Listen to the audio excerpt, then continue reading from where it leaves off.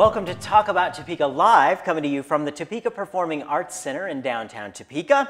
This is our Just Cause segment, and we're featuring LifeHouse Child Advocacy Center, thanks to everythingtopeka.com.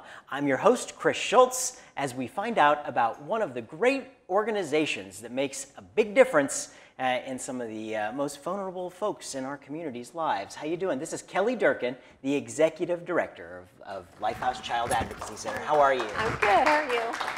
Great. Thanks for being here, of course. Thank you. And now we want to start out. Let's first of all start out with the elevator speech about LifeHouse. You've been on the show. We've been doing this for a decade or so, so we've talked before. But I always like to make it so that it's real simple. Tell us about LifeHouse and what you guys do. Okay, my elevator speech. LifeHouse works as a team. We work with law enforcement, the Department for Children and Families, Stormont Vale Hospital, a mental health component, and the District Attorney's Office. And together as a team, we do the joint interviewing, investigation, and prosecution of child sexual abuse cases here in Shawnee County, and a little bit in the surrounding counties as well. We also at LifeHouse work with the kids with extreme physical abuse cases, and then children who have witnessed violent crimes such as domestic violence and unfortunately homicides. It's a very tough situation for, just the legal situation is tough, but when you're thinking about these things happening to children, there's a niche there that you fill, and it really does bring something really wholesome to their lives at a time that they really need it, right? Yes. So tell us a little bit about the history of the organization here in Topeka. I'm interested of the need.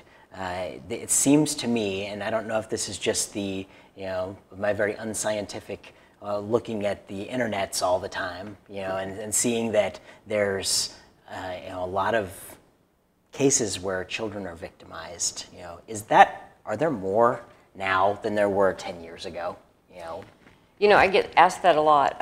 Are we discovering more, or are there more? And my answer is yes. To both. I think both, yes. Yeah. I think, part of what we try to do is educate, and all the child advocacy centers, that's our job. There are over 700 in the United States. We have 17 here in Kansas. And that's something that we do is teach people, educate people on reporting, and so I hope more people are reporting as more people learn, and I think they are, and I also think that it just happens a lot more. And talking about the history of child advocacy centers, we at LifeHouse and any child advocacy center, we can focus on the child and the family. We do the forensic interviewing at LifeHouse. The children come to LifeHouse, our team, law enforcement, and the Department for Children and Families investigators, which we call DCF, they come to the facility. Everyone comes there for the family and the interview of the child, which is toward the very beginning of the investigation. Years and years ago, it used to be if a child disclosed that they had been sexually abused, and not just in Topeka, this is everywhere, we would send that child and that family from place to place to place to place to place, having that child retell and retell and retell and retell, which is extremely traumatizing for the child. It's a lot of work, and it's not fair to the child and the families that we're sending, all over town. So somebody finally said, wait a minute, let's bring the professionals to the family. Let's build somewhere that's child friendly, so the kids aren't going into strange places that they shouldn't be. They'd be comfortable. Yes, a lot safer. Let's make it focused on the child. Let's train people to talk to kids the right way, and let's do it one time, and then go from there. So that's what we do at LifeHouse. We have all the equipment. We have the trained forensic interviewer. I have a family advocate that's trained to work with the families and the child. We get it taken care of one time. It's recorded, it's saved, and we're done. Maybe talk a little bit about, talk about people reporting. Maybe talk about that. If someone has a suspicion of something and they're worried for a child's well-being, it's really hard for a kid to be able to make that decision for themselves, and if there's parents involved or however a family involved, it makes it a very difficult situation. What's the process for that? Say you see a kid that's maybe you're close to, or you're maybe they're in your family somehow. How do you help them? We tell folks, and we also train professionals, and a lot of mandated reporters. And I think that's always a big question with mandated reporters and with other adults. Well, I just don't know. I mean, they're doing things, they're saying things, and I think it is, but and what we tell them is, you do not have to solve the case. Right. That's not your job. Your job is to report. You know, if you think that's happening, you can report.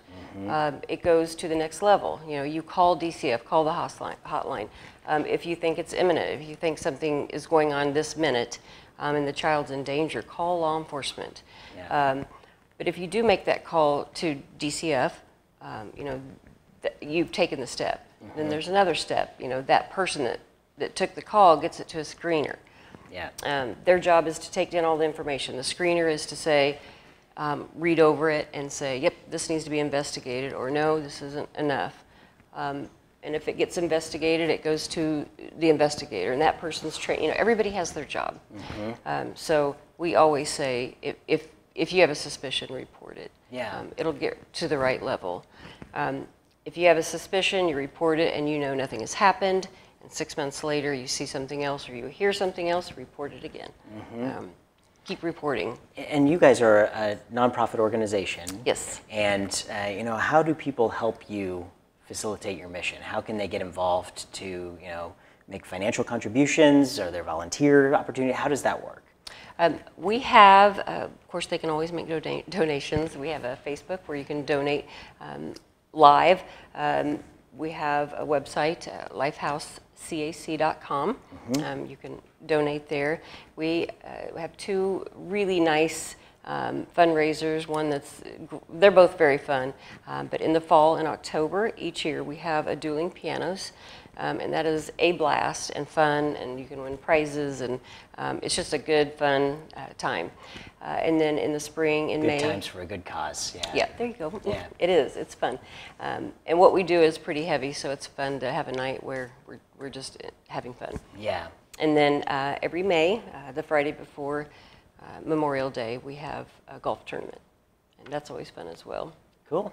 Excellent. Well, I encourage folks to get involved, especially with organizations like LifeHouse Child Advocacy Center, because they're looking out for, you know, our most vulnerable, you know, among our communities. And unless someone has been in that kind of a situation, we can't expect them to understand what that kind of trauma causes for a child. So anything we can do to make them not have to tell the story 100 times, yes, and make it as easy on them as possible, you know, the better. And I thank you for what you do there, from what my opinion matters, but you know, I do thank you for all the hard work you guys put in. So that's Kelly Durkin from LifeHouse Child Advocacy Center.